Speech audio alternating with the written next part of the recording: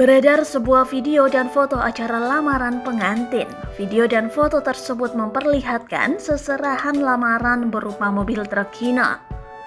Sontak saja video tersebut ramai dan viral di media sosial. Salah satunya diunggah oleh akun anonim Instagram @andreli48 Sabtu 13 November 2021.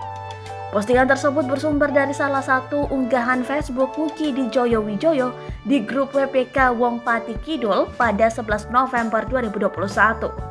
Dilansir dari Grid Auto, dalam video yang dibagikan terlihat truk Hino warna putih yang dibawa di acara pernikahan. Truk tanpa bak dipasangi pernak-pernik dan hiasan layaknya bingkisan lamaran. Truk tersebut juga disponsori langsung oleh sang pengantin pria. Terlihat seorang pria yang mengenakan setelan jas hitam dan kopiah tengah mengendarai truk itu. Di dalam keterangan video tertulis "Pati keras lur". Kemudian dalam postingan berikutnya, nampak sepasang pengantin yang berfoto di depan truk tersebut. Truk yang masih bernomor polisi putih itu ditempeli balon serta kertas warna-warni seluruh bagiannya.